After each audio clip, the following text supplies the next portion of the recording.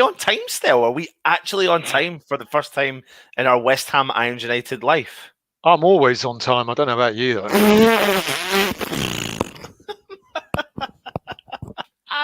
Good evening. I never let people down by turning up late. They know I'm consistent in my timekeeping. Yeah, he is consistently talking utter bollocks as he does week in and week out, every single day. But that is what we have become accustomed to. That is what we've become accustomed to. Anyway, I keep telling you when you put out decent content, people will listen to you at any time. It's unfortunate. Absolutely. I agree It's with you. unfortunate that you're always on time and you just talk a load of shit. Yeah, and it's such a shame because I mean, but then obviously I'm doing something right because you phone me daily. You text me daily. You're desperate to keep in contact and communicate with you. I'd like to show everybody my phone where I never call you. You do all the time. I've got consistent number of WhatsApp messages going, Stel, what about it? Stel. And if I don't answer you within an hour, you get paranoid and you think I'm pissed off with you, which I usually am. Yeah. I usually am. But listen, listen, everyone's become accustomed to the way you are still, so we just have to kind of, walk on eggshells sometimes here, there, and everywhere. Anyway, here he goes again. Come on. Anyway, good evening, everyone. Yes, evening. Welcome back to the Late Show. The Late Show, second episode of the Late Show. I'm Anton, and he is Stelios. Where is he? There, right there, right there. So we're obviously doing these shows if and when we can. They're falling in a late time slot, which people seem to enjoy, and they're kind of like, as the intro says, anything goes. Still, anything goes. It's going to be a good video, lads. The late ones are always a giggle. They are, Toby. They are, especially when you've got Stell on the video, because we can take the mick as much as we possibly can. See, this is what good evening disabled team. It's what I got to put up with. It's really.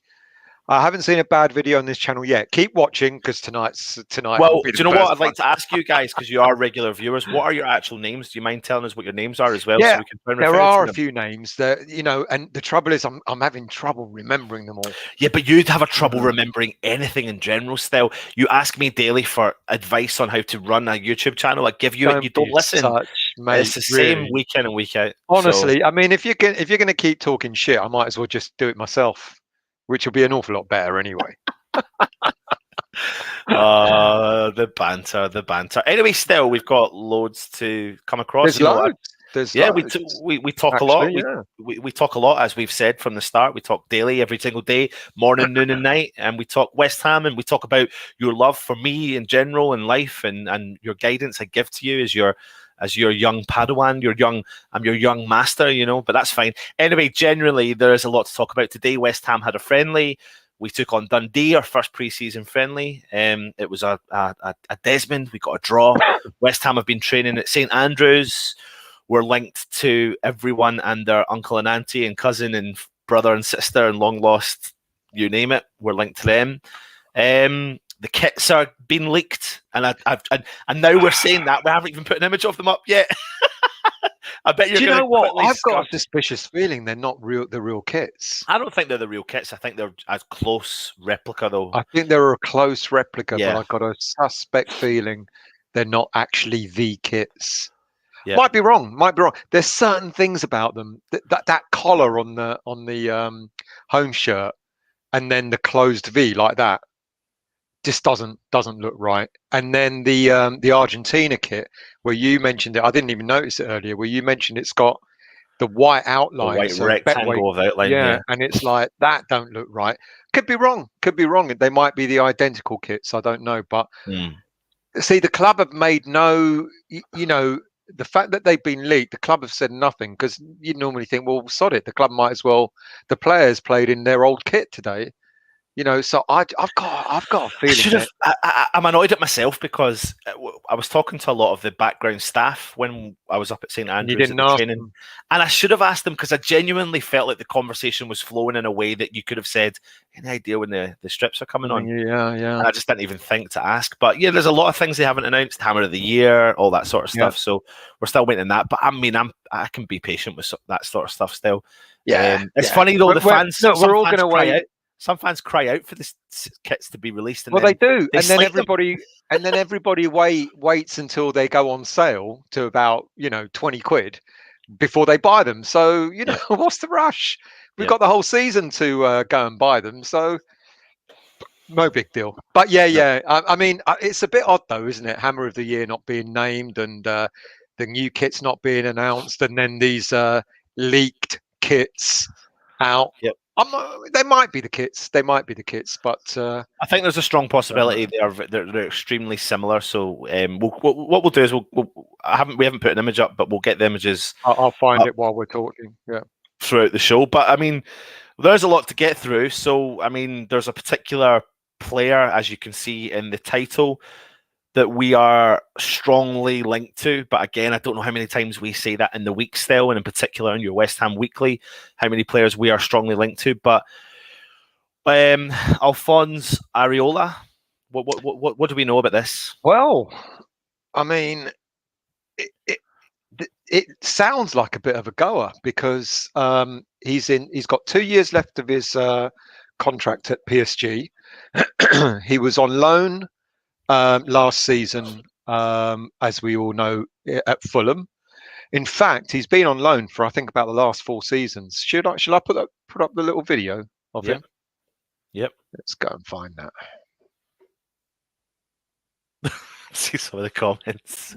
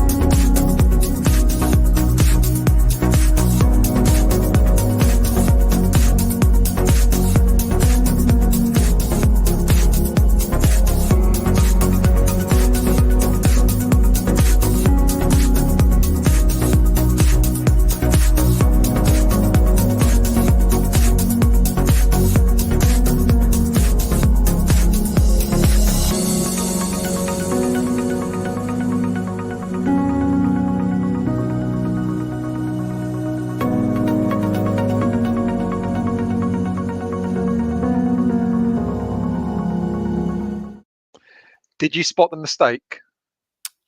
No, I told you a few earlier on, but go on. Well, I put Spanish. I mean, did you see the honours? World Cup winner, League One winner, La Liga winner, champions of this, cup winners of that, blah blah blah blah blah. The mistake I made was that Stealth choice, full stealth choice. The mistake I made was that I said he was a La Liga winner with Villarreal. He wasn't. He was La Liga winner with Real Madrid. Ah, there you go. Correct that when I do my proper show on Monday night. Yeah, there you go. I mean, the honours, World Cup win. I mean, look, he's been out on loan. He's been out on loan to several clubs, and then he went out on loan in his early career, and then he came back at PSG and smashed it for 3 seasons, and then for some odd reason, I don't know who the keepers are at PSG and how he hasn't continued to his career there. Well, they had Buffon, and they had Buffon, yeah. And then obviously he's gone, but this season, I don't know if they've officially signed him because he's obviously playing in the Euro 2020 final. But Donnarumma, the Italian, Donnarumma is going to, and he's apparently going as number 2. So who's their number 1? Well, I don't know why he would be going as number 2, to be honest, mate. I mean, you're literally talking about like one of, if not one of the best. But I read number that ones. Yeah, I don't know how true that is. I can't see how. But for the last few seasons, this player Areola, he's been out on loan for about 3 seasons in a row. Yeah, and it sounds as if PSG need to get him off their books, and I don't know what. I don't know what the fuck he's earning. I don't know what money he's on. He can't be on that much in the French league. But then there could just be an issue that you've got a player there who's got, he's got a good, strong ability, and literally world-class keepers are keeping him out of the team. Yeah. And you're talking about a keeper here that, I'm not going to lie. Keylor Navas and now Donnarumma. So Donnarumma, he is going as number 2 to PSG. Well, the thing is, what they've got is they've got 2 players that are going to challenge for that number 1 spot. 75 grand a week. There you go. Yeah. See, but if you think about Areola, though, if you think about him in general, I mean, not a huge amount of people would have known about him before he came to Fulham on loan last season. He played what have we got here? 36 games for Fulham in the Premier League. Got 9 clean sheets in a side that conceded 48 goals. He played in a struggling team, and he did really, really well. And he was a standout player for Fulham. Yeah. And it's, if you think back to when we signed Fabianski, he was a standout player for Swansea. He kept Swansea there or thereabouts. He gave them a fighting chance. I seen Areola very early on, and once I realised he was on loan, I actually thought Fulham had signed him permanently. Until I realised he was on loan, I was like, when we heard he was on loan, I was like, he is the keeper I would like to get.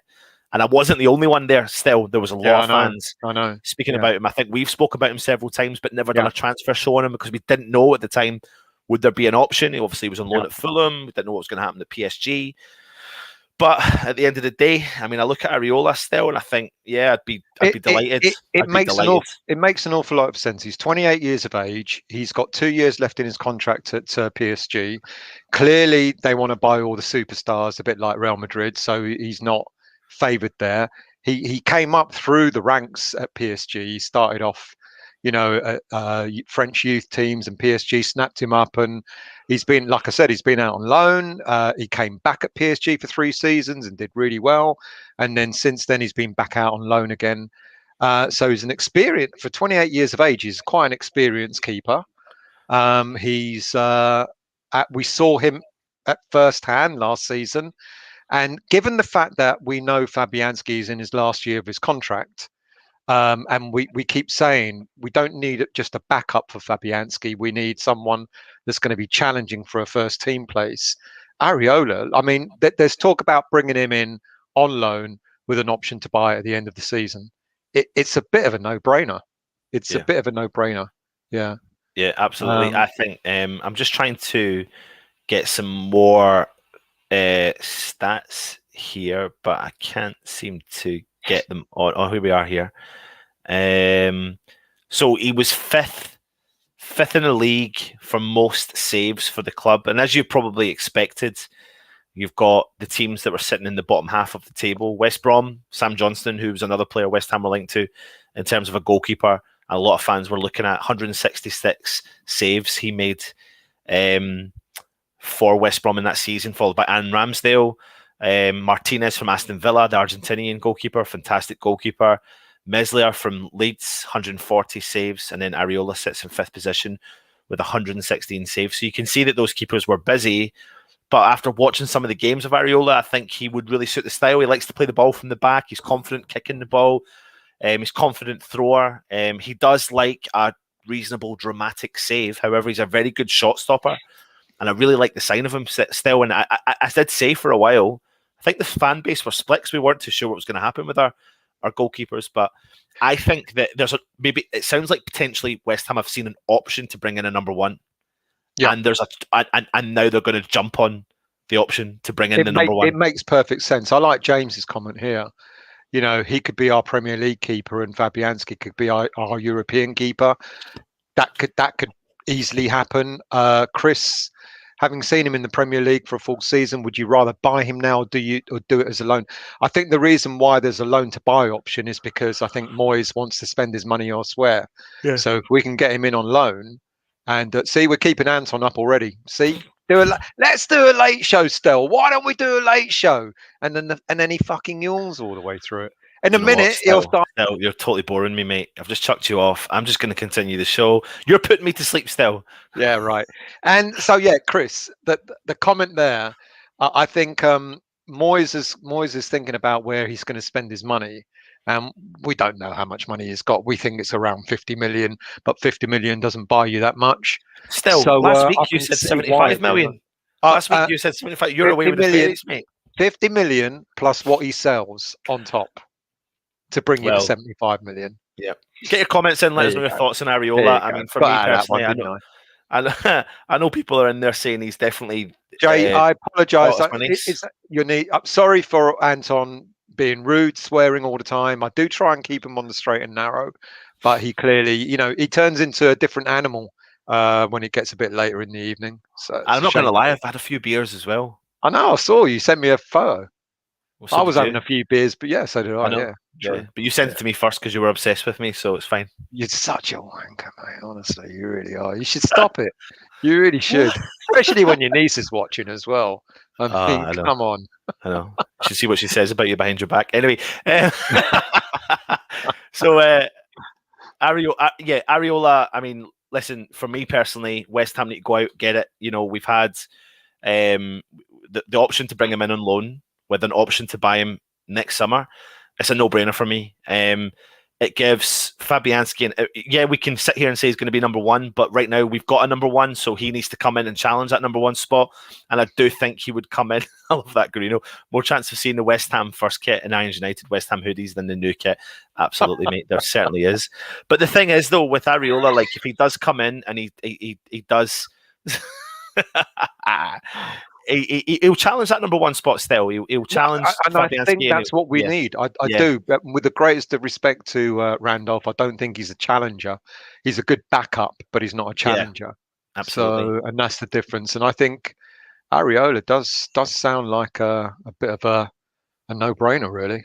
Still, we need to set a challenge, something we've been told to do in all of our videos. I think I went a little bit overkill earlier on at the end of the watch-along we did for the Dundee game. However, we're going to set a challenge to get 150 likes for this video. If you're watching, hit the thumbs up and go for 150 thumbs up. That's what we're looking for, minimum. Hit that thumbs up. Pat, my real name is One New Notification, a.k.a. It's the chat night. Someone kept changing his profile name. So it's, or are you taking the piss, Pat? Was that you or was that someone else? 150 thumbs up. Go across, hit that thumbs up just now. I think it's like somewhere like along the bottom there. All you need to do is just cheekily hit the thumbs up and of course subscribe to the channel. Yeah. So what? Anything else you want to say about Areola still? No, I think it would be a really positive signing if we I woke up on the sofa a couple of hours ago thinking it was morning until it started getting. See, our viewers are just as mad as you are, mate. There you go. Yeah. No more to be said. I think if we do get him, it would be a sensible signing. I totally understand why we would get him in as a loan for now, with an option to buy. If we've got first dibs on buying him, then he's as good as done, isn't it? Yeah, absolutely. So, you've got a cheeky image there of Areola. We fire it up for you. Yeah. Let's have a look. Yeah, can you see it? Because I'm looking at the comments. There you go. There you go. So he's had 266 career appearances, 108 clean sheets. It's not bad. So it's over more than not bad. It's not more than not bad. More than not bad. Premier League experience, La Liga experience, League One, Champions League winner, Europa League. Sorry, not Champions League winner. Champions League and Europa League experience. And he's a World Cup winner. I know he didn't play in the World Cup in 2018, but he was there. He was in the squad. So he has a medal. I just think it'll be something that the fans would really be. It'd be a signing that the fans would be really happy with because it'd be a positive signing.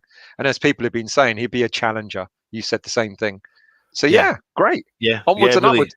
I think it'd be. I mean, there is another keeper that we've been spoken about, and that's Olsen, the Swedish keeper, who's only 31, and again a pretty decent keeper, but people don't rate it as much as. I mean, it's ironic because Olsen was at Everton last season, and Everton just missed out on Europe, and yet people prefer Areola, who got relegated with Fulham. Bit of an irony, that one, but I do think Areola is much more the exciting, the better keeper.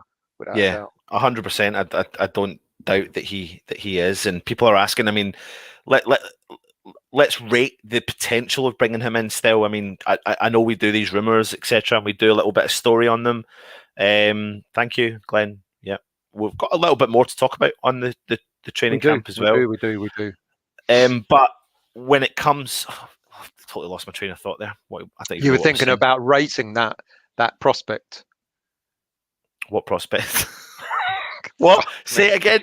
Areola, rating whether we're going to get him or not. Is that what you were going to say? Yes. You know, if I'm not here, you'd be absolutely fucked, wouldn't you? Absolutely. So come on, rate it. I mean, I rate it as an 8 out of 10. Where did it come from? I don't know. They come from all the same sources, don't they? I don't know where it's gone everywhere. It's gone viral. It's a viral source. They all do. Anton, I tried to explain that to you. Still, no. Listen, I get what you're saying, but they haven't. This has gone everywhere. This hasn't just gone to. When we were linked to, I don't know, Dakar, it went everywhere. When we were linked to so and so, it went everywhere. It wasn't as everywhere as you think. It was. This is everywhere. Trust me. I'm not trusting you. I don't trust you with nothing, mate. Right, so Areola, you're rating it 8 out of 10. I rate it an 8 out of 10. What about you? If you're watching, what do you think? Would you? A couple of questions I want to ask you. Do you want to sign Areola? Do you think we need to sign a number one? Are you willing to pay him upwards of 75k a week? Do you think he'll challenge if we do sign him as the number one? What do we do with the other players that are there? You've got the likes of Darren Randolph, and you've got the likes of Nathan Trott, who's a young goalkeeper, Joseph Anam, who's out on loan as well. What does that kind of mean for them?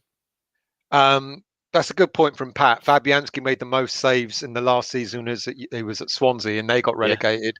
Yeah, good point. Absolutely. Yeah. Absolutely. Well, I did bring him up because, you know, West Ham signed him on the back of them getting relegated, and he was so effective for Swansea. He really wasn't to blame. I mean, I've looked at the stats as well. Areola has only 2 errors leading to goal from all the goals that Fulham conceded. But when you are a keeper playing for a struggling side and the ball is just coming your way, left, right, and centre, you're gonna concede. You know, we need to sign Sean up, Freshfielder, because he knows so much stuff that I don't know, and he knows a hell of a lot of stuff that you don't know. So yeah, there you go. The Areola story originated from the French language website Foot Mercato.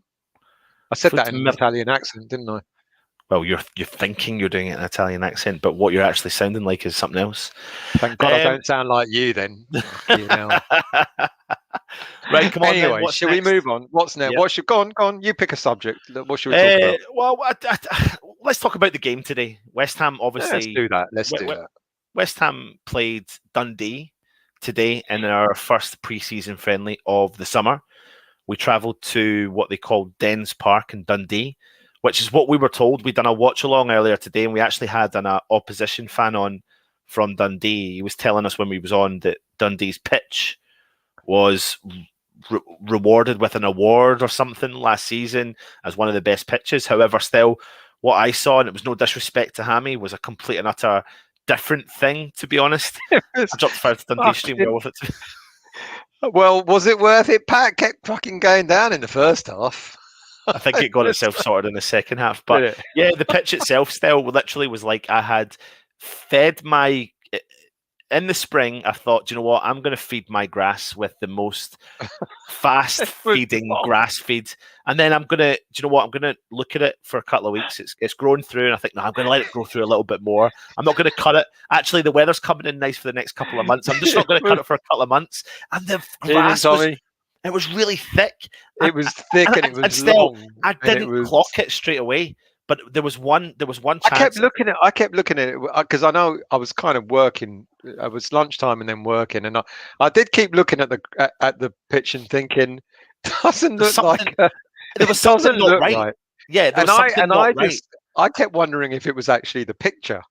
I thought, oh, maybe it's the script, maybe it's the quality. There was two very quick incidents that's to happen. So I think it was Creswell passed the ball. a goat could have eaten off it quite happily. Creswell passed the ball back to so hungry in Dundee. Listen, Creswell passed the ball back to Frederick Alves, and it got stuck in the ground. And Frederick Alves was waiting, and I was like, "This is what I was like." I was like, is someone going to get the ball? And I was like, what's going on? And then someone went down injured. I think it was a Dundee player went down injured very early, and the referee went over. Still, you couldn't see the rim of his boots at all because the grass was curling over the top onto his toes. And I was like, and Lee Vassallo's making the point, and I'm not slagging off Hammy, it came on, but he kept saying the Scotland standards are different. And I was like, well, they can't be that different. All they need to do is pick up a fucking lawnmower and go cut the grass. Just like weird. Looked like a cow. It was weird. It was really odd. It really. Yeah, he was. Our Dundee guest was like, he was saying it won awards or something, didn't he? Well, I think they possibly did last year, but the thing is, they've actually done well in all of their preseason games. Even today, they've done well. So maybe that's a thing. Maybe that's their niche still. Maybe that's what they're going to do. Maybe they're going to win the games on the old school football fields that you've got out the back garden. You know, you jump over the fence and you think that's not been cut for 10 years. I'm just going to go and play football in that, and we'll be world beaters. It was odd. It was and people in the chat were going, "You can't blame the grass." I wasn't blaming the grass. I was just like, I can't get over the fact that they haven't cut it. Like, why are you not cutting the grass? Cut the grass. Yeah, it doesn't make sense. Anyway, we had the game today. West Ham put a lineup out. Let me get that up for you guys here. This is the lineup. What was your thoughts on the lineup still? Wow, it's a pre-season. Well, I don't know what you're going to expect. Good to see Nathan Trott in goal. We got proper glimpse of Frederick Alves. I'm glad Connor Coventry started, but you're going to get youngsters playing in the pre-season friendlies, and you'll probably have them all the way through until the season starts, because we're still going to have, almost Anderson, Declan and Soufal and Yarmolenko, etc. They're all going to be away until almost right at the start of the season. They might catch the Celtic game and our Betway Cup game at home. That might be the two games that you might see the likes of Declan. So you're going to get youngsters playing at the start. I'm glad Nathan Holland got a chance. I know you thought he was all right, but I mean, do you know what? See, before we can go down this route, can I just bring up another player before we go down the young players' routes?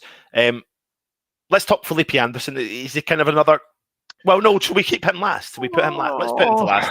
Let's talk about the positives first. Yeah, let's talk about the positives then. Yeah. So, the young players started today. Let's take a look again. So excited to see Frederick Alves, Connor Coventry, a big season for him still this season. I hope so. Yeah. Yep. Same again for Nathan Holland. He's been unfortunate with a lot of injuries. I just don't think it's going to happen for Holland, to be honest with you. I'd like it to happen, but I don't think it will. Is it harsh? Is it harsh for us as fans to judge the young players on one preseason game? No, I'm not judging it on one preseason game. No, but I'm asking that question. Is it harsh for us to make that judgment on one preseason game? Because there's going to be players we're going to be talking about to give our opinion on today's game that we've only saw today. It is harsh. It is harsh. You've got to see a player playing. I know a lot of fans would used to go and watch the under-23s play. The games, and they'd have a much better perspective of what these players are really like. So you can't judge a player on one game, just like you can't judge players on the Euros. After they played only 3 or 4 or 5 games, you got to see what they're like throughout the whole season. And when you start talking about players like Holland, I know he's had injuries, but Nathan Holland just doesn't seem to have done what we kind of expected of him. And we've only had a couple of players come through the youth ranks over the last couple of seasons. Is Declan and Ben Johnson, and we're kind of hoping. When I did my show on Monday night, I went through the squad of how many players are going to be at the end of their contracts at the end of this coming season, and how many players are going to be in their 30s, like late 30s, or sort of mid 30s, and we've got a whole team of them that are going to be either finishing their career, their contracts, or they're going to be reaching 33, 34, etc. And we're going to have a big issue. And we've got to start seeing the youngsters start coming through this season. I'm hoping, because I still don't think Moyes will buy any more than 3 or 4 players. And that might include Areola, which I kind of didn't think of before. So I'm hoping that at least 2 or 3 of the youngsters break through this season. But I can't see Nathan Holland doing that, unfortunately. When I look at his face kind of describes the way I feel about his game today, to be honest. It was a little bit like, there's an opportunity, I'm not going to judge it the first game. However, there is an opportunity for these players that know, coming on pre-season with the first team squad, having to impress the management, the coaches, turning up against the side at Dundee. The weather was nice. The camp seems to have been going well. And I just don't know what Holland really, for me, he didn't impress enough today when other players took their opportunity today to go, I've justified why I can be here, etc. And then you roll all that up with what you've seen of him in his West Ham career and I've seen him. Judge it on that, don't you? So yeah, I've seen him earlier. Can I just pick up on a comment here, because it's quite sad news. So just bear with me a second. Is it on Chris Eubank's son? Sad news about Chris Eubank's son. It's the first I've heard of it. So our condolences to Chris Eubank. I don't know what's happened. James is one of his. He's got quite a few sons, and one of his sons, who was I think he was like a promoter of some sort out in Dubai, unfortunately died drowning. Yeah, as Gary Rutter said. Well, our condolences. Sorry, mate. I had to do that because I saw it come out. Yeah. So I think we kind of judge it based upon what we know of the player. Yeah, and in previous seasons. I don't know. I've seen Holland, coming on a few times. I think I was at one of the games. It might have been the Wimbledon game. I can't remember. Oxford, I want to say, was it Oxford? Or Oxford. I was at that one. Yeah, you were. Yeah. And he didn't do much. He has had an opportunity or two. And as you said, some players come on and they demonstrate straight away. They may not do it for the whole game, but they demonstrate what they've got, what ability they've got. And I haven't seen anything like that in Nathan Holland. I know he was one of the big prospects, and I can't remember who we got him off, and it was Koo, when we did manage to get him from whatever other team he came from. Yeah. And people were talking about, is this guy's going to be great, etc. With greatest of respect to him, it just hasn't happened. I know he's had injuries, etc. But I think he's 24 years old now, and if you haven't really broken through, like look at Josh Cullen, he was 24, he was let go. And when a player gets to the to the peak of their under 23 age and they've not broken through into the first team, you kind of think, well, it just isn't going to happen. And that's the feeling I've got with Nathan Holland, unfortunately. Another player could be wrong. Yeah, I think I agree with you. Another player, Mipo Odebiku, came off the bench and has played in the second half. Very quiet, never really got a chance. It could be down to the fact that there wasn't a huge amount of deliveries, but he had to drop deep quite a few times. But there was nothing really massively exciting there. But I think you made a comment earlier on about Odebiku. I think maybe this is a season for him to go out on loan and spend the full season out on loan. He's got to, mate. I think he has. He's another player that was a big coup, because Man United were desperate to keep him and they were offering him a professional contract and he turned it down. And he said, I think maybe I stand a better chance of breaking into a first team elsewhere. And when West Ham came along, it was another coup. Managing to get him, but I think I got a feeling he will go out on loan this season. I think he'll probably go to a League One or Championship club, and I really hope, because I think we've got a talent there. But he's just got to get that confidence, and he's got to get some playing time. You can smash it in the under 23s, but then as he himself said, the minute he did the cup games, he realized how much of a different level it was. He needs game time, and he needs to be challenged. I'm totally willing to give him a season, especially out on loan, but I'm not as assured by him as other people are, if I'm being brutally honest.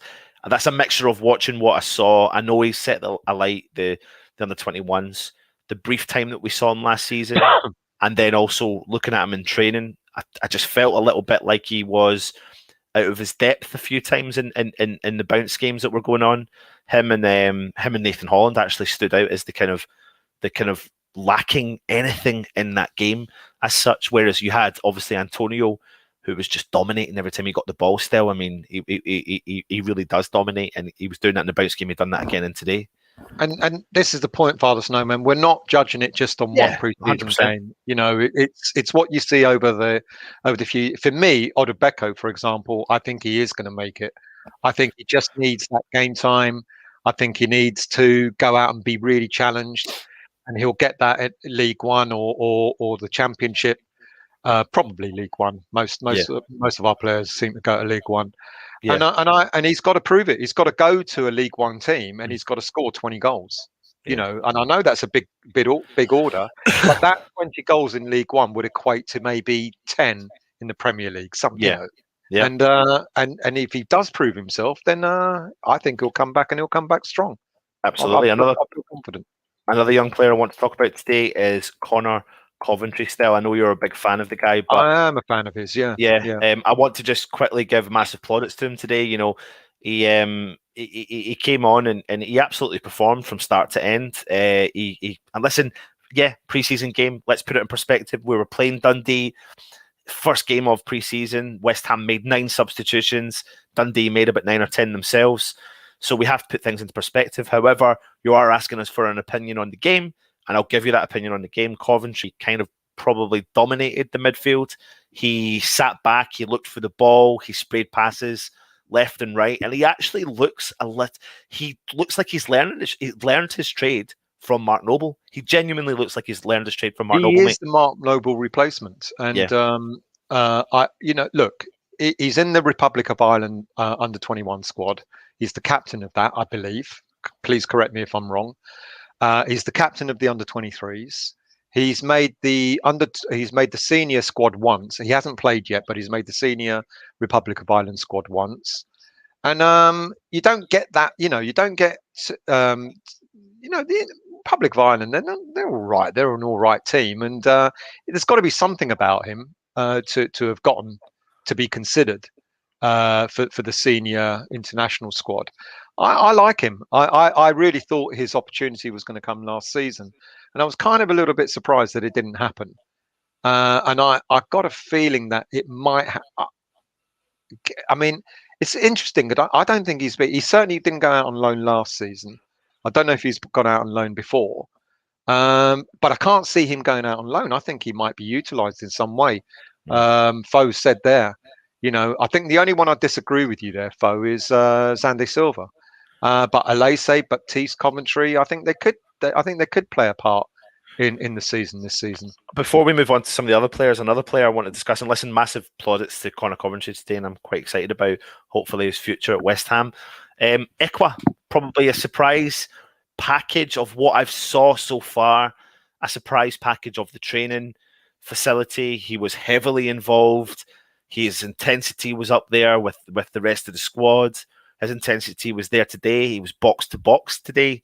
Still, it was the first time we really got a real chance to see what he's capable of potentially doing. And I was impressed. He gave the ball away a couple of times, as expected, though. It's a preseason friendly. But he really did shine today. Shall I upset everyone? Go for it. Well, it will be Declan's replacement when we sell him back to Chelsea. Oh, come on, still. Don't be so silly, mate. Come on. No, come on, be serious. Let's be serious now. I'm being serious, actually. I think Ikwa it's interesting, isn't it? Chelsea must have so many fucking decent youngsters on their books that they can't see the wood for the trees anymore. And because he looks class. He actually looks really, really good, Ikwa. And I think he'll develop into a really decent player. And I'll tell you what, I reckon in a couple of years' time, not only are Chelsea kicking themselves at the fact that they let Declan go, I reckon in a couple of seasons' time, they're going to be kicking themselves that they let Pierre Ikwa go as well. Yeah. I actually really do mean that. Again, you can't judge. I remember when I was watching one of the last games of last season, the under-23s, and young Jake was on. It was on YouTube showing the under-23 games, and he was terrific. He was really, really good. Yeah, I think it yeah, was his first or second game for the under-23s when he came on trial with us from Chelsea. And he was really, he shone. He was a defensive midfielder, but he's a big lad and he looked so calm and so composed. And it was like, wow, this guy yeah, is a cut above the rest. And yeah. and He I does. saw glimpses of him today, and he looked decent. He He looked did. decent. He kind of was effective in being the box-to-box midfielder. He was driving forward with the ball. He was tracking back, winning tackles. Yes, perspective, Dundee. I'm going to keep saying it. You have to keep saying it. You do have to keep it in But perspective, but yeah. but equally though, it was the first chance we got to see of him, and got to see him yesterday at the training facilities up at St Andrews, and it's really good to have that access to the training. We watched them for 2 solid hours, the players, and it's really exciting to watch. It's really good to see what drills they get involved in. Still, he was a maverick in everything he was doing. They played a bounce game at the end, and he was heavily involved. And as you've seen, I'll try my best to report from the game. He was really, really effective. And like I said, the only 2 players that didn't stand out in that game, the bounce game yesterday, were Mipo, and sorry, 3 I should say, Mipo, Zandy Silva, and Nathan Holland were the 3 players that didn't really stand out for the crowd. So yeah, I do think there's an element of, I wonder if we've unearthed something in Equa, and so it will be interesting to see. But I really want to get on to the 2 guys that I've been harping on about still for such a long time, and they really do excite me. And I've seen some comments there. I want to go into this one here from Irish Tommy. Hope you're well, Tommy. Can't go into Europa League campaign expecting these youngsters to not be out of their depth. They're not ready to be thrown in at the deep end, which I agree with the sentiment to a certain extent. But I think when you've got a couple of players that do look like they can step up, no problem at all. And every single time I've seen these guys, they do it, and that is Baptiste and Alessi. Yeah. I mean, there's Baptiste there, and there is Alessi there. Yeah. Still, yeah. I mean, it's not it's not a problem. Like I've got the vibe, I've got a bit goosebumps when I think of the 2 guys, because I'm thinking, have we really got these 2 young talented lads? 2 major talents there. Yeah. And I said it to you about 5 times in the game. Who wore the number 2 shirt today? Alessi. Now, look, I'm not going to try and read too much into this, but every other player played in their shirt number. Well, Baptiste was 75. Baptiste was 75. But every player played in their designated shirt number. The usual shirt number that you would see them play. They didn't just sling on the first 1 to 11, etc., etc. They all played. The only player that didn't play in his allotted shirt number was Alese. He wore the number 2 shirt. Yeah. Does that signify anything? Maybe I'm putting 2 and 2 together, and coming up with 5. I don't know, but I think that might be a significant. I'm going to give you a little bit of a kind of my rendition of my opinion on the 2 lads. Listen, I've done a video earlier in the season. I'll try and even find the link and I'll put it in, about why West Ham could save millions by bringing these guys through. So last pre-season, we saw Alessi and we saw Baptiste, and they performed to the highest level still from what we saw in pre-season. They went out on loan. Baptiste stayed, I think, but you're right, Tommy, mate. You are right. But Alessi went out on loan, didn't he, to Cambridge? But what we saw of him last season, still, I mean, he looked like he was ready to rock and roll. Then spraying balls around, he was competent in the back. Well, the Cambridge United manager couldn't give him enough praise. I mean, he didn't actually play that many games for Cambridge, because he got injured halfway through as well. But I think there's something in when West Ham offer these guys 2 to 3 year contract extensions at that stage of their career at such a young age. Still, see, when I went to the training yesterday, these guys are huge. Yeah. Baptiste and Alessi are completely filled out, fully grown adults who are extremely capable of playing football for defenders. They're ball-playing defenders. Baptiste is a more stepping out defender, but he's very competent on the ball. Alessi is so calm. I can't get my head around how calm he is on the ball. And he's got pace, and I didn't realise that either. Pace, and he's got vision. And I didn't realise that. I didn't know he was. I thought he was just a centre back, but he was played out on the left today, and Baptiste was played out on the right. Baptiste played out on the right, yeah. And then at one point in the game, they went, Baptiste go in the middle of the park. And mate, he bossed it. I was just like, what's going on here? These two guys, I genuinely think this is the season for them. I don't know why we would hold back and not feeding them into a comment was made, I think, by Fo a little earlier. You know, there's certain players that are likely to break through, and Alese, Baptiste. A lot of people are talking about Frederick Alves. We're not going to break through too many youngsters in one go, but we know that Moyes is looking for a centre back. So maybe, just maybe, it isn't quite time for Baptiste this season. Maybe, whereas we keep talking about we need cover on the left-hand side, and we've given Alese and Baptiste extended contract to 2023. We've given Longello, the other left back, an extended contract till 2023. So you kind of feel like, and there's all this talk about, you know, we heard at the beginning of the week that we're going to go in for this young lad, you know, Naif Aguerd, who's the centre back, stroke left back. But then when you look at him, and then you look at our players, you think, well, why not give our players the chance? You know, why go and spend money on a player in a position we know we need cover for when we've actually possibly got a couple of ready-made players already? Still, these guys have been in and around the training camp, have been in and around the senior squad for such a long time. They performed at pre-season last season. They are stepping up when they need to step up. We saw glimpses of what they're capable of doing, albeit, yes, we're in a preseason friendly, but when you are at the training setup, like they just don't look like they're the youth talent, mate. They look like they're part of the setup, where you look at players like, and it's not just down to their stature, but you look at Nathan Holland and you think he looks like he's out of his depth a little bit. Even Meeple, mate. Even Meeple looks like he's out of his depth a little bit. Where Ekwa, Coventry, Alessi, Baptiste, the four players that have excited me through this whole, time that I've the preseason, etc. Everyone keeps saying we need at least 6 or 7 players to bring into the team this season, and we know damn well Moyes is not gonna go out and buy 6 or 7 players. There's just no way.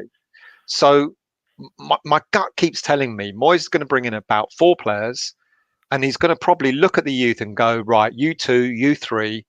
You're going to be part of the first team, because let's not forget last season he had, you know, there's a good reason why players go out on loan, you know, to get that experience and then to come back and challenge, you know, for a place in that first team squad, and that's what Alese's done. Baptiste hasn't gone out on loan, but Alese's done that, and I feel I wonder. Let me just address. There's so many comments here. The problem for Alessi and Baptiste is Moyes likes centre backs to be experienced campaigners, so the fact that they're versatile and can play right back, left back, and defensive bodes well for them in their first team opportunities, which I completely agree with you, Absolutely, James. absolutely. I get the sentiment behind what you're saying there about needing need loans at high-profile clubs. Can't put them in a team when you need full, solid centre halves. If you put youngsters in, one bad game, get ruined. That's by a good point. That's a good point. But it's what Fo just said. They're not likely to play at centre back because we know that Moyes is going to go and buy an experienced centre back. We know that.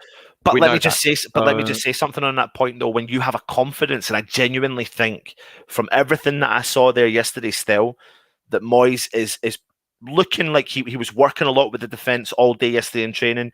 The whole session, the whole 2-hour session, Moyes was with the defence. And it was a completely competent session, and these guys were stepping up. They were doing much better things than the rest of the defenders put together. They're a lot more agile. They're the same stature as Diop. They're the same stature as Ogbonna. They are physically and they look mentally. Yeah. Well, like I said earlier, you know, at the end of this season, Ogbonna's going to be 35. He's going to be in the end of his contract. Yeah. But I want to address, though, I'm not saying that these guys will come in and take over our centre half. I know for a fact. Well, why not? I know why not. I know there's that element, but I don't know if I would like to see them get the opportunity this season. But we do know that he's looking for another. He's looking for experience. Yeah. But as Fo pointed out there, you know, the good thing is that because these guys are versatile, they might come in and play in a different position. Like I said, I had no idea Alese could play left back, you know, and yet he looked like he'd been playing that all his career. I thought he was just a centre back. Yeah. You know, and because I had to go in the second half, and then you told me, "Oh, Baptiste is in the centre of midfield." I was like, "What are you talking about?" Exactly. I was like, "What am I talking about?" Yeah, and so because it's good. Diop came on as a sub, Right. and put Diop in the right back position, which pushed Baptiste into the centre of mid, just in front of the defenders. So it is. Yeah, and I like James said, I don't expect these guys to come walking into the team, but I reckon they're going to get enough. If they get enough exposure this season, then I reckon that it bodes well for them for next season. You know, that's the away fan that came on today. Hammy, hello. Good evening, Hammy. We were talking about your back garden, mate, and how long that grass was. If anyone's interested, he's done a vlog of the game today, so you'll actually get to see. It's actually good because he shows content from the game, quite a lot of content from the actual game. So if you go across, Hammy, I don't mind, mate. Put the link into your video in the comments, and I'll put it up, and everyone can go across and actually see some highlights. Like in theory, what Hammy's created today is a highlights reel of the game. Excellent. Yeah, so put it in the chat, and we'll get people over there too. Let's look at some comments here. Whilst we're talking about the youngsters, Oleander, do you think Johnson will start on the right for Soufal? No. Well, he played further forward today. He played further forward. He played right wing, didn't he? He did, yeah, and he looked good. He played right wing, like a right wing back or something like that. I know you're going to go through some comments. Can I just show you a video from the training session yesterday? This is just to give you the vibe of the players coming into the training, and you can get to see who's involved in the full kind of pre-season camp. Morning. How you doing? Morning. Right, Marky boy, how you doing? Sit, come on, your hands, sit. How you doing, Alves? How you doing? Shout it, Freddie, go on. Morning. Right, Ben. How you doing, mate? Was that Mark Noble saying hello to your little boy? Yeah. Nice one. That was great, mate. It was great. But, it's just nice to see Big up close and see the kind of players together. And you've seen Baptiste walk by. Size of him, mate. He's huge. He's big lad. Yeah, and Alesse's bigger than him. And Alesse's taller and wider. And probably faster as well. So, yeah. Makes you look like a midget. Yeah. Not well, makes you look like a midget. You look like a midget already. Yeah, but you're just an unusually tall Scottish. Well, I don't want to swear. I can't swear. You shouldn't really. But yeah, no. So I'm excited about these two. I'm excited about these two lads. Really, I'm excited about these two lads. Right, on you go. What's our target? Where's our target in terms of what? How pissed we get? No. Are you cracking open a beer? Why, you want to crack open a beer? Are you going to? It means I have to leave and go to the kitchen and... Well, go on then. No, I'm actually not that bothered right now. How many have you had? I don't know. Come on. If you do one, I'll do one. There you go. I will do one, yeah. Wait, hold on a minute. Let's have a look. Go and get one. 64 likes. Come on. We're looking for 100. That's shit. That's and fucking 50 shit. thumbs up. Right, I'll go and get one. Go on then. Hurry up. Be all right. Yeah, thank fuck he's gone. He's so shit at this. Honestly, people, this is what I've got to put up with. I bet he's run to he'll probably break his ankle now coming back because he's going to go, what have you said about me? What have you said about me? But just appease him. He's learning the trade and he'll get better, I guess, at some point. Let's have a look at some chat. Good evening, Reese. Just quickly checking in to say, hey, only sending them one message. Work is busy. Mate, feel sorry for you for having to work so late, but good luck to you. Stable team, what type of season are you expecting this season? I'm expecting a season as good as last season, to be honest with you. Probably not as great. We'll win a cup and we'll... all right, I've got to go and get a glass now. He thinks I couldn't hear what he was saying, but I completely heard what he was saying. He's a total and utter plonker. And let's just get on with the show. Let's talk real facts about West Ham. Let's not talk this nonsense, this ITK nonsense that this guy thinks he knows what he's talking about all the time. But what a wanker. He really does talk shit, doesn't he? He's a total idiot and he's a plonker and he can't... Where were we? Well, you were talking shit and I was trying to talk, educate the people that are watching the show. There you go. Yep, absolutely. Yeah, whatever. Anyway, so we're Cheers, talking all. about the game today. So let me just briefly give you the rundown of the game. 2 each. Dundee went 2-0 ahead. They scored a goal from Charlie Adam from a corner. He got the ball, headed the ball in from the front post. And it was 1-0 to them, and then they made a substitution. I think the young lad at McMuggin, or I don't know his name. McMuffin McMuffin or something. Did he scored at McDonald's? He actually scored quite a decent goal. He played a couple of 1-2s with his teammates and scored a little kind of 18-yard curler, half height into the bottom right-hand corner. West Ham came back in the second half. Jared Bowen ran Dundee ragged. He was absolutely so effective today. Dundee couldn't really cope with him at all, and they actually started trying to it looked like they were trying to injure him, to be honest. West Ham eventually had to pull him off. But we got a goal back thanks to Baptiste from a corner. He never headed the ball. I think he kneed the ball into the back of the net from about 6 yards out. And then Jared Bowen, he won a penalty and scored the penalty himself before he was taken off. So the game finished 2 each. Before we move on, Frederick Alves was playing today. My first real proper opportunity to see him. Didn't really put a foot wrong. However, he just kind of, for me, went under the radar today. He played the whole game still. He kind of just... Still hyper, get me another beer. So yeah, I mean, we've got players there. And that's what it's all about. But there is a player I really want to discuss, and I don't know, mate. I feel a bit sad when I see this picture. Felipe Anderson. Well, I mean, so Felipe Anderson was. You go on, mate. Go on. So, just to build up the story a little bit, I didn't expect to see Felipe Anderson in Scotland.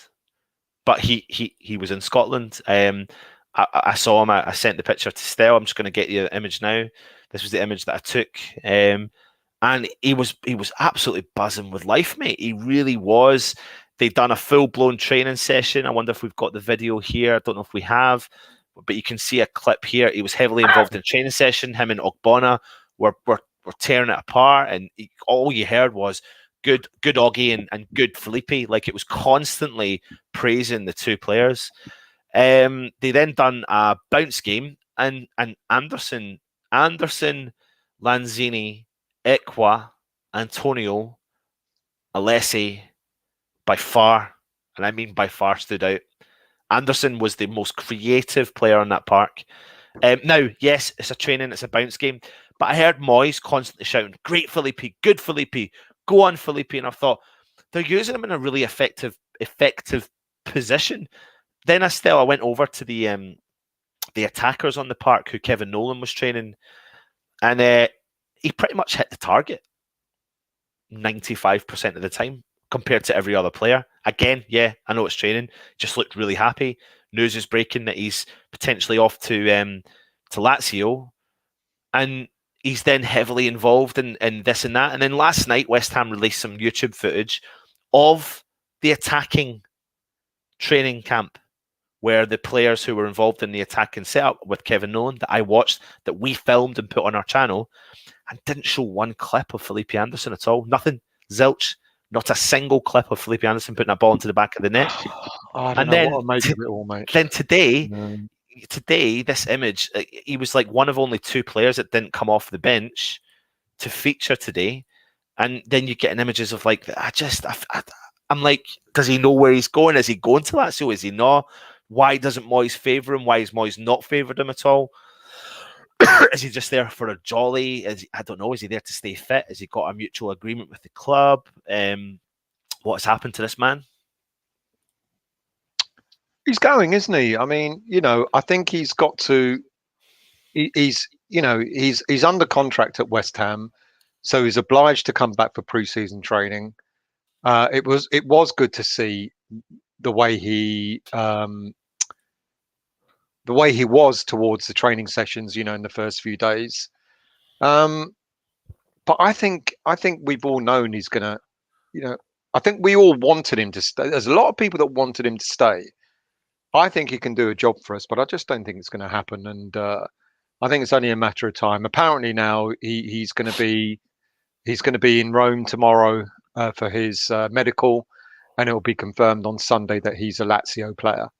And for whatever value he goes for, whether it's nothing, 2 million, 5 million, even if it was 10 million, that apparently what we owe Lazio for the last part of his signing, whatever it is, it's going to be a loss. I don't know. It's a shame, because I think there's a good player there, and I just wonder he'll go back to Italy, and I bet he does really well. I really do. Yeah, I wouldn't really put it past him, to be honest. I think he'll get a right manager at the right time, put his arm around him, and get the best out of him again, to be honest. So yeah, I really want him. I really wanted him to stay.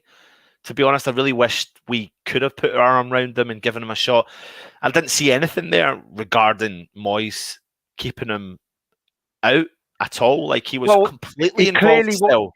I know, but it's non-contact football when you're training. Whereas, this was a game where he probably knows he's going. Well, probably knows. I think everybody knows he's going. And the last thing you want is for him to go out on that pitch and get a bad challenge, and that scuppers the opportunity for him to go.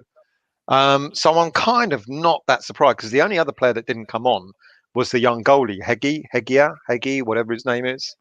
And given the fact that he is going to Lazio, I'm not overly surprised that he didn't get any game time. But when you see this, let's see, have we got the image, or did you delete it? When you see this, when you see that, I mean, that was a kind of a it's not a clever photo to have taken it, because Lanzini was sitting to one side, but it gave the signal of, look how lonely this player is, and yeah, exactly. You see the difference, but the way the photographer took that first photo, made it look like, he's all alone, no one wants to be anywhere near him, etc. And it gives off the wrong impression. But I'm not overly surprised he didn't play, because they don't want to get him injured. Let me give you an update from, for anyone that doesn't know, there's a correspondent on Twitter from Football London. He's the West Ham correspondent. His name's Tom Clark. So he gives you kind of like an update on regular things. So he said his full update on Felipe Anderson is he was in Scotland for the training camp and was named on the substitutes bench versus Dundee. He warmed up with the squad pre-match and then had a one-on-one conversation with a fitness coach. Following this chat, he did some jogging and sprints alone. Anderson, he did not warm up with the rest of the bench during the first half when a coach took them to one end of the pitch. At halftime, he and another player appeared out of the room that West Ham were using during the game, and this was not the dressing room due to COVID issues. Anderson had changed out of boots and into trainers. He and the other player went into the dressing room with clothes and towel under their arms, presumably to shower, before he returned to the stand to watch the second half. He will fly back with the rest of the squad to London at 5 p.m. He did not leave the stadium during the game, just went for a shower and then returned for the remainder of the second half. He was the only outfield player in the touring party not to feature today. It's no surprise. It's not anything. This guy is not telling us anything that's a shock. If the player is definitely going, the last thing the manager's going to do is play him. Yeah, it's not going to happen. So it's not a surprise. I don't know. Look, I know we've all got our differing views on Anderson. I would have liked him to stay, but I told you ages ago, mate. Last season when we were short of numbers and Anderson wasn't getting any game time at Porto, it could have been very easy for Moyes to turn around and said, "Look, I need additional players. I might as well bring him back and use him in some capacity." Moyes didn't want him back. Didn't have him back when the opportunity was there. He clearly doesn't fancy the player. It's almost as like he's got this vendetta that he just wanted to clear out all the Pellegrini signings. And like I said to you, the only player that's stayed, the only player that's remained, is Diop and Fornals. Because every other player is almost gone. And Moyes doesn't care about the player, the value of the player or anything like that. Look what he did with Allaire. He got rid of him for half the money. You know, we're about to lose Anderson, and we're going to lose £30 million on him. And Moyes doesn't care. He doesn't think he fits into the team. So it's a surprise the way he was going on about Anderson during training and encouraging him. And now, I don't know. That's the only part that's made me question things. But I think it's a no-brainer. I mean, I think he's, like you said, still, it looks like he is going to be off to Rome tomorrow to go and complete his medical. Probably on Sunday. I think that something's happened in Rome where you can't do it on Saturday. It's been postponed to Sunday. The rumour is, so it looks like he'll be going. I think the deal, I think people are kind of misreading and misunderstanding this potential deal. I think West Ham fans think we should try and trace some of that money back, but we still owe money out for the Anderson deal. So it looks like West Ham are going to try their best to call the deal quits. However, there will still be some form of value to Anderson, and we're going to look at trying to get a sell-on fee as well. Mate, what a pile of shit that is. You know, a 50% sell-on fee. No, I know. You know, but no, look, Anderson's going to sign a 3-year contract at Lazio, which will make him 31 years of age. And the only other place he's likely to go to after that Brazil. is either some mid-table European team, or he'll go back to South America, who are going to pay what, 5 million for him. So we'll get what, 2.5 million out of that. Fuck that. What's the point? What's the point? It's worthless, you know? Yeah. So, yeah, it'll be an interesting one. It's sad, but that's the way it goes. We've got loads of comments still, but we've got a few more things we want to discuss. I mean, and we don't need to talk about them all, but should we just go on to the elephant in the room? Shall we do it?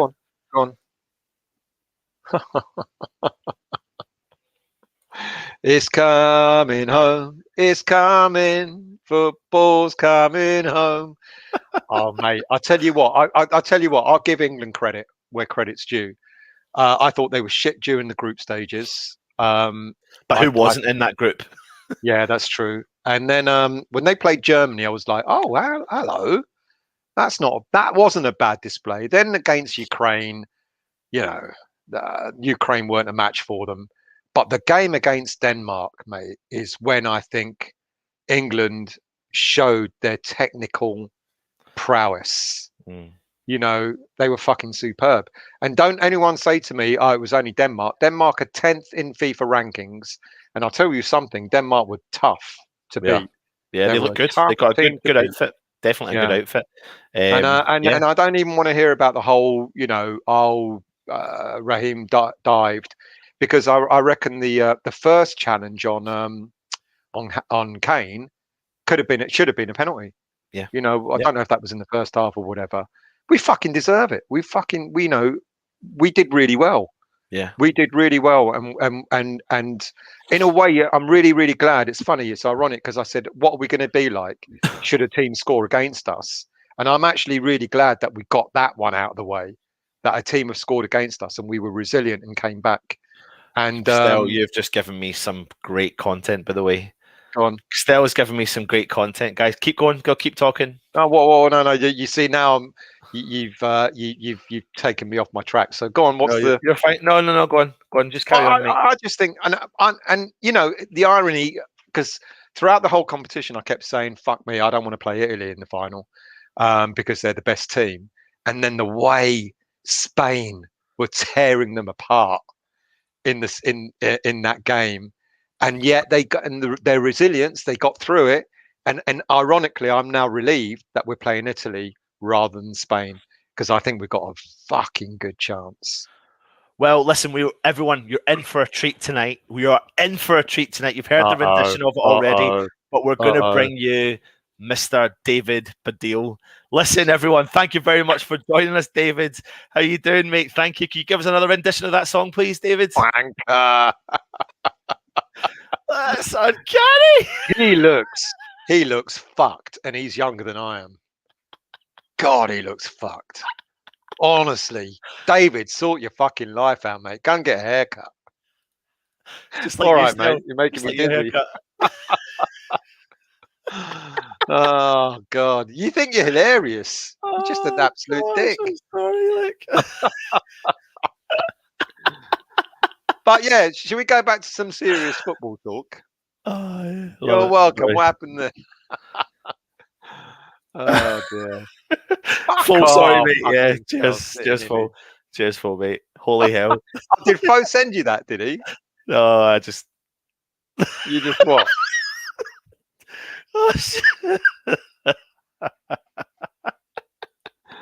Oh, God, you're funny, aren't you? Yep, mate. Yep, absolutely. Yeah, so, listen, it's the final. It's the Italians. They've looked good. They've looked disciplined. What are you typing in now, Still? What are you going to find? Right. I know what he's doing. Don't worry. I know what he's doing. I know exactly what he's doing. What am I doing? You're looking for Jimmy Cranky or something like that, or Well, Rabsy Nesbitt. There you go. There you go. Yeah, I'm not stupid, mate. I know you inside out. I know you inside out. Yeah. So, Italy have been performing really well. I think it's going to be a really, really tough game. Obviously, it is. It's a final. It's going to be the toughest game we've had in such a long time, and I can't believe we're there in a final. But where are you all going to be watching it? And also, what are your predictions? Get your predictions in for the England-Italy game. Still, what are you feeling about the game? It's going to be the hardest game that England will have played for many a year. All these semi-finals that we kept losing over the years are going to pale into insignificance on Sunday night, because we're going to have a really, really tough game ahead of us. Are we going to win? I think we are going to win. I hope it doesn't go to penalties. I really do hope it doesn't go to penalties. I think it will be England winning the game in extra time. I think. How about you? What's your thoughts? I'm giving Toby the fingers, mate. That's what I'm doing. You're giving Toby the fingers? It's actually, to be fair, we are a little bit like Frank Skinner and David Baddiel. There is that kind of vibe about it, There is a vibe about it. Yeah, as long as it doesn't go to penalties, mate. I think Italy are very good at defending, as we know. And I can't help but think it will go to penalties, to be honest. But I think if England can attack, I just that's better. That's better. Not fucking that cunt. That's fucking much better. Thank you very much. Go on. What were you saying? That's a lot. Look, people, come on. Look, come on. Hang on. Look, isn't that better? There you go. Anyway, you were saying, Anton. Do the pose. Go on. Do the pose. What pose? This one.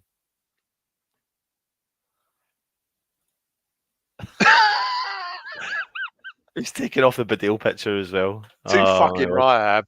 Fucking. He's a Spurs. Oh, he's a Chelsea fan, isn't he? Baddiel. Yep. So Chelsea fan.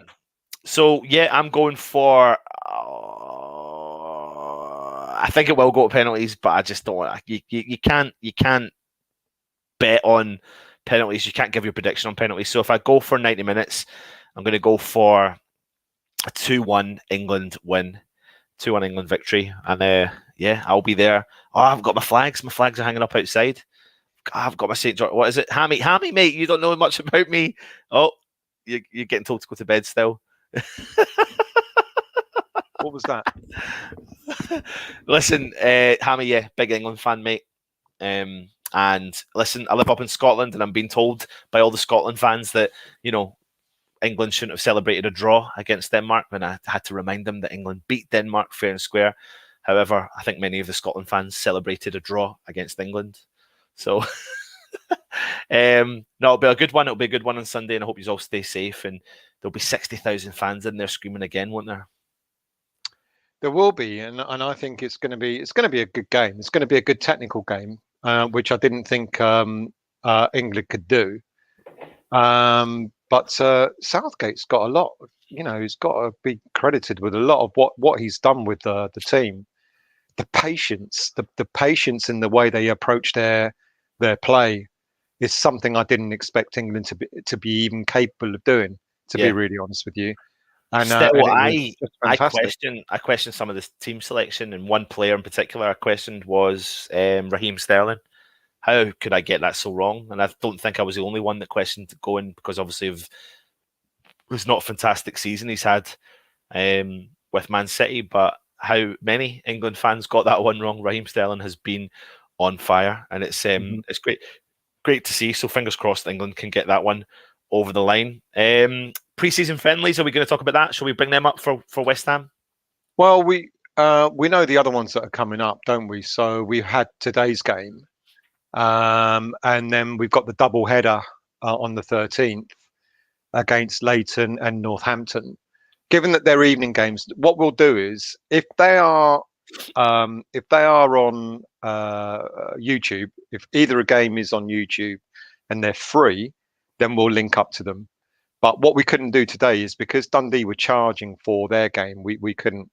We showed about 2 or 3 minutes of the game, but it was wrong to do so.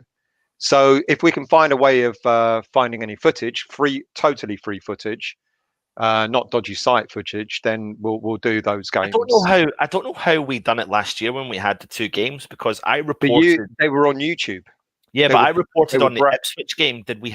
Was someone else on reporting on the other game? I was watching the other game. You were watching one game, and I was watching the other game. I done the watch along. Did you do a watch along on the same stream with me? No. I was just watching the other game. Oh, right, okay. But I mean, what we could do is we could flick between the two. Yeah. If they're both free, if they're both totally free. Well, one of us could watch one and the other one could watch the other and try and give a bit of a kind of rendition of both, to be honest. Or we could try and do 2 streams. I don't know, but we'll come live to you with something. And then there's Reading, of course, on the 21st, and then it ends with Celtic on the 24th. Someone did ask a question earlier: which of the 2 games are we more excited in, the Leighton game or the Celtic game? And I would say the Celtic game, because by that time the team would have gone through the whole pre-season, and by the time you get to Celtic, it'll be a proper challenge, and you might see a little bit more of what the first team might look like, and how many of the youngsters will continue to be part of it. Yeah. So that's the one that excites me more, purely because it's at the end, and we'll maybe have a couple of new signings, maybe. And we'll have a couple of new signings as well. Yeah. So that's the one I look forward to a little bit more. Yeah. Mm-hmm. Yep, absolutely. How about yourself? Which one are you looking for? I probably agree with you. Yeah, probably the last couple of games you start to see really what the build-up's going to be for West Ham, what we're going to start with. But still, let's not get it wrong. I mean, let's remember back to the start of last season. We started off, we had an okay pre-season, and then we went into the Premier League season and lost our first 2 games, and no one would have anticipated what we had and what we. And do you know something? I think the one thing that Moyes has taught us is not to panic. We kind of we lost our first 2 games of the season, and we all the doom and gloom and like, here we go. We're going to be bottom of the league by Christmas, and we're not going to get any points. And I think the thing that I'm so calm about what's going to happen next season, even if we go through a bad patch, my gut tells me Moyes will find a way to get us through and keep us up there and challenging. We may not necessarily have as good a season as we have the season that's just passed. We may not hit 6th spot, but I bet you I've got a feeling in my bones that we might do a cup this season. I've got a feeling we might do a cup. Take that right now. I would absolutely take that right now, but we could save that for another show still, because we could sit here all night and talk about our predictions for the new season. Especially, it's going to be tough as well, because we don't really know what players we've brought in or potentially going to bring in, and who's going to be leaving. So, like you said, the Celtic game gives us a kind of inclination of what way West Ham will move forward, and who we'll be looking at, and maybe the setup we're going to be looking at as well. So, yeah, we've got plenty of time to wait and see what's happening there. You see that? How did you 2 meet? Toby's answered for us on Grindr. Yeah. Sorry, I think. And I'm not panicking over the fact that we need to bring a couple of players in. Moyes will get the players he wants. Yeah. But I just don't think people are going to have to be realistic. I just don't think we're going to get 6 or 7 players. If we are, when does the season kick off? What's the date for the season kicking off? August the, is it? What is it? August the 9th? Is it August the 9th? But I don't. I think it is. Let me just quickly put it up here. West Ham fixtures. Yes, Hammy. All our pre-season games are away, so they'll be playing at Leighton. No, not one game at home. 15th of August still. 15th. I'm not going to panic until the 1st of August if we've not signed a player by the 1st of August. Yeah, I said end of July. Tommy, anyone get the feeling Southgate will drop Rice for him? Absolutely not. No. There's no way he's going to drop Declan. I don't think he can. Yeah. No. If you're watching, please get the thumbs up. I really want us to get us to that 150 thumbs up target, whatever they call it, before we head for this evening. Stell's managed to keep me on. Oh, we're 87. There's a lot of you watching right now that haven't done it. So hit those thumbs up. We're on a target of 150 thumbs up. 87 of you have done it. So go across now. I think it's just like literally down there. Hit those thumbs up. And if you are new around here, please go across and hit that subscribe button as well. You'll get daily content as much as you possibly can. What day? I don't even know what day today is still. Friday, isn't it? So Saturday, mate. It's now Saturday. Now. Yeah, Saturday now. Yeah. And then obviously Scott's just reminded us we've got the 27th of August, which is the European group draw, which will be buzzing. Felipe Anderson will go back to Lazio and West Ham will get Lazio. And Felipe Anderson will come back and threaten us. Can you imagine that? Yeah, and then Lazio will sell him on for 50 million next year and we'll get 25 million back for him. Yeah, right. Yeah. Is there anything else we want to talk about? No, I think that's really kind of rounded up our date. We're at 100 likes, people, so please keep going. Yeah, I mean, we could have talked about some transfer stories, but they're all pretty shit. Like, you know, where's that gone? What have you done there? Oh, sorry, no, I was just checking to see if I could have. Keep going. I'll keep going. What was I gonna? You know, we could have talked about Seferovic, who we're not going to sign. We could talk about Nketiah, which we're not going to sign. We could talk about Onuachu, who we're not going to sign. So I guess we'll save that for the Monday night flagship show. Yeah, on Monday exactly, night. Exactly. The flagship show of West Ham Irons United. Lots of ideas coming though for the coming season. We're working hard to bring you as the best content we possibly can. And yeah, it takes up a lot of time, but we enjoy doing it. Yeah, we do. Yeah, and I do plan on trying to. Ideally, I'd like to get into the Celtic game. I don't know what the situation will be up here in Scotland come the 24th. However, I will try and bring you some content live from where the players are training or staying, etc. So try and do some more live content for you there, get a little bit up close and personal, and hopefully we've kind of relaxed our rules a little bit come that date as well. So we'll keep that coming. Are you upset that it's evident that Winston is going, given his number 2 shirt's been given away? If Winston goes, I think no. Well, let's look at it realistically. Alese was wearing the number 2 shirt today. Yeah. And that's normally Winston Reid's shirt. So are you upset at the fact that Winston's going? Can I ask you a question still? Are you upset at the fact Winston's going? Not really, no. You're not upset at one of your best players in our recent times? He was one of the best exactly. players. So are you upset that he's going? No, I think his time has come to go. Right, so will you shed a little tear? I wouldn't shed a tear. I would wish him well. Yes, and would you remember the good times? Of course, absolutely, yeah. Right, so just like you'll remember. Just like you'll remember. You say sorry then? Not really, no. Just like you'll remember when that Ogbonna has held that central defence together for the past 4 seasons. Yeah. And you know when he goes off next season, at the end of this season, will you be upset when Ogbonna decides to, to leave West Ham? Still, I get upset when any West Ham player leaves unless they hate the club. But I get upset when any West Ham player leaves. Were you upset when Margot Boogers left? Yeah. Because there was so much. Were you upset when Nesireko left? Savio. £9.5 million, wasn't it? £9.5 million. Wow. That was money well spent.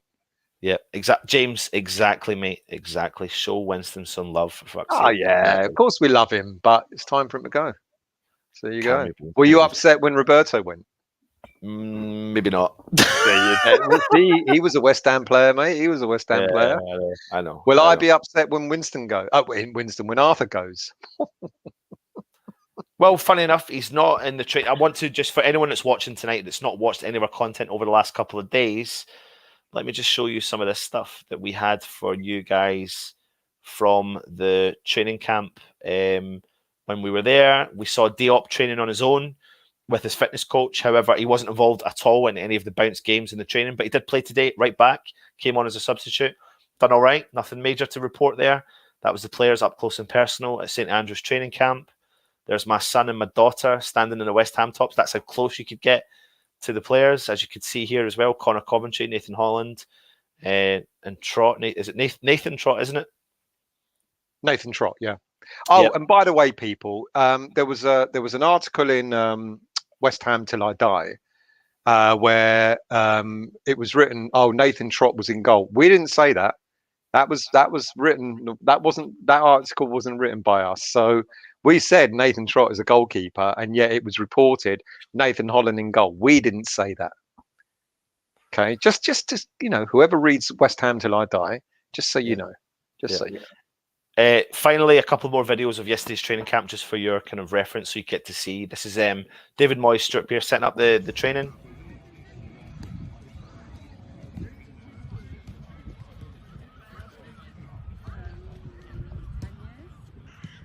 Heavily involved still, again, I'm going to keep saying it, but he was actually the main kind of attacker for the defenders.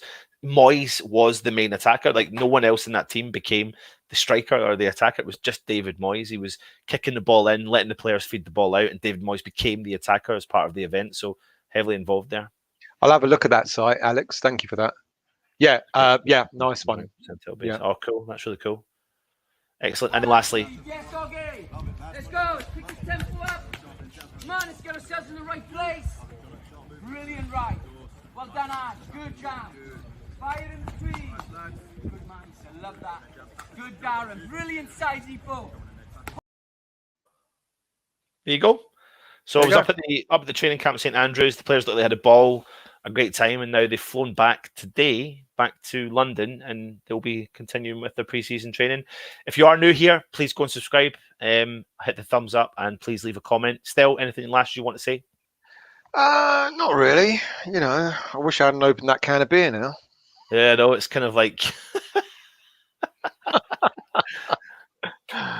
James wants to know who's the one shouting at the players. Sounded like McKinley. So, no, it wasn't actually. He, I don't know how I can find out who he is. I know if I see his name, I will know. Fitness coaches, is there a way of finding that out? Here we are here. No, it's none of them. Team staff profiles. Let's have a look here and see if I can tell you who it is. He was a lovely, lovely guy. I spoke to him. He was the one that actually told me what time they were heading. Nick Davis. There you go. Welsh. Okay. Nick Davis, back from his third spell with the club, having worked with us in 2007 to 2009 and 2017 to 18 under David He's Moyes. The one that, he's the same guy that has worked with Moyes before alongside Billy McKinley as well. I think maybe in Spain, but certainly he's worked with Moyes a couple of times. And he was at West Ham before as well, because he was the head of, was it sports science or something like that? Yeah. And then he moved away, yeah. Yeah.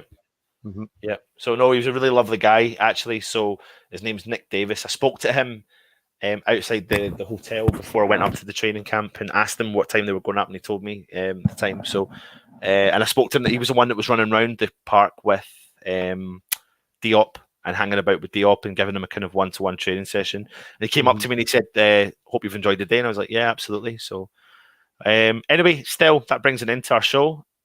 Thank you for watching. Hope you've enjoyed it. Give us your feedback on the show. Please do. Sorry, we've gone a bit flat because I shouldn't have had that last beer.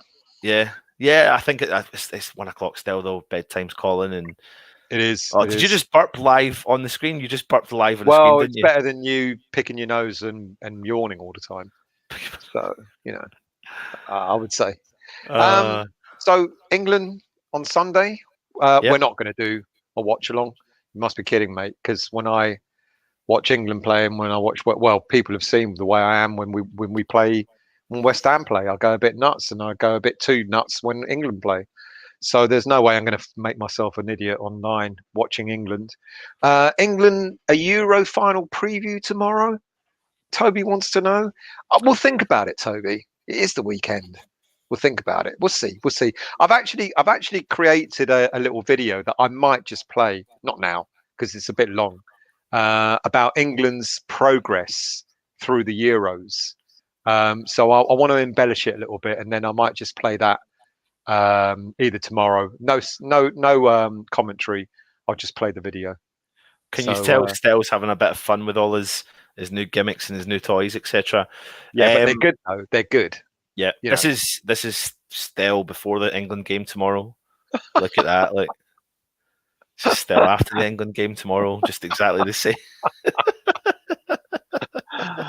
Oh dear. Exactly. Oh dear. That's what you need to know. Russ is live at 12:30. Don't worry, we won't. Russ messaged me today. Apologies, Russ, if you are watching. Oh, because we overran on his show. Yeah. So go and subscribe to Russ's My Hammers 11. Go and do it. Hit the subscribe button. Good content as well. So thanks for joining us. I've been Anton. He's been David Baddiel. This is West Ham and United. Hit the thumbs up and come on, England. See you later.